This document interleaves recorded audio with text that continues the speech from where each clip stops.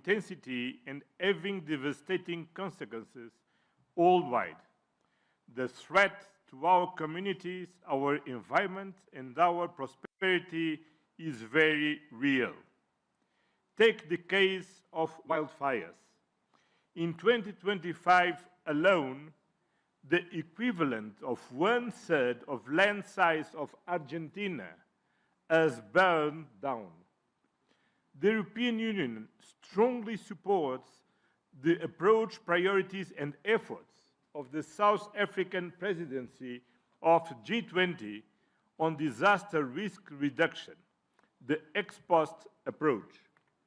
But in this session, I choose to talk about root causes.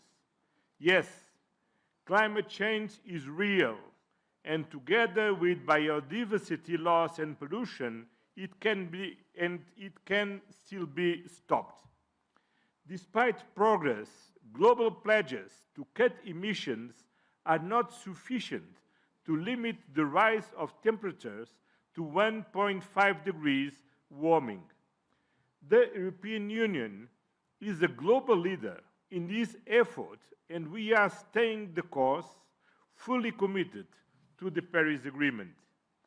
A couple of weeks ago, we committed to an ambitious intermediate goal of reducing emissions by 90% by 2040.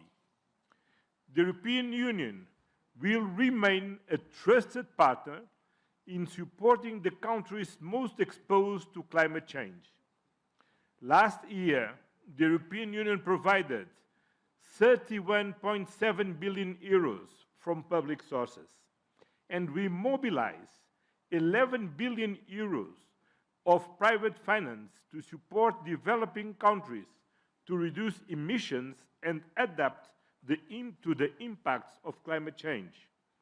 As Union of Values, we will continue to support this agenda. But we cannot do this alone, and we invite all G20 members to join us in taking bold collective action to secure a sustainable future for all. Thank you, thank you. I now ask Her Excellency Dr. Ursula von der Leyen, President of the European Commission, to take the floor. Thank you very much, dear Cyril.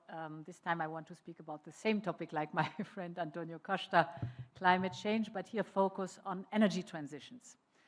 And it is a message of hope and opportunity that I want to bring to this G20 summit. It's a message about clean energy technologies and clean energy transitions.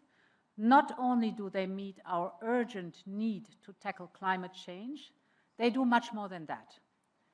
Clean energy transitions are cost competitive as never before. They create jobs at home. They open new ways to bring modern energy to the many million that remain without access. And they are a natural fit for many developing economies.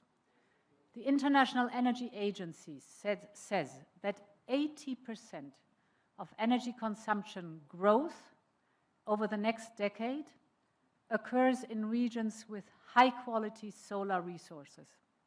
And it's not only about solar.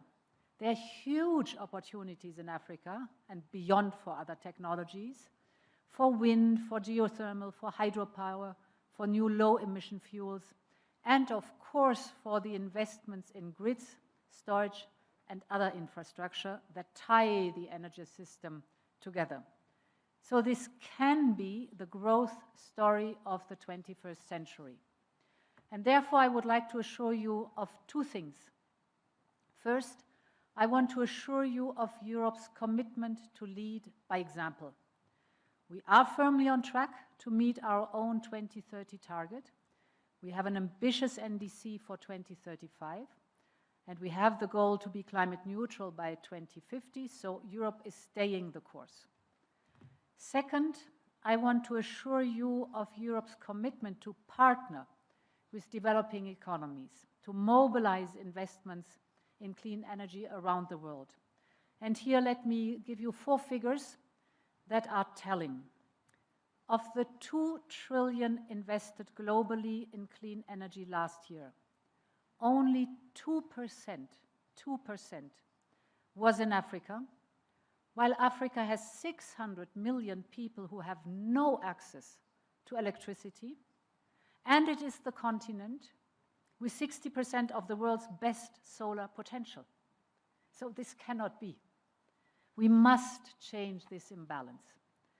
And that is at the core of Europe's Global Gateway Initiative. These are 150 billion euros investment program for Africa, of which 25% goes into grids and into interconnectors.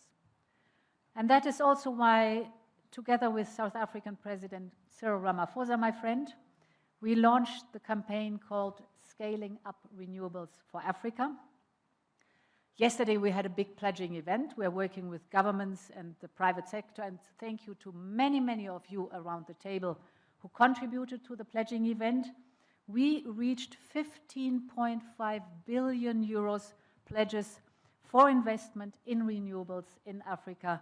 A big success, and many thanks again for that. Thank you. Thank you for passing on that message, Ursula. I now would like to call upon His Excellency President Emmanuel Macron, the President of the French Republic.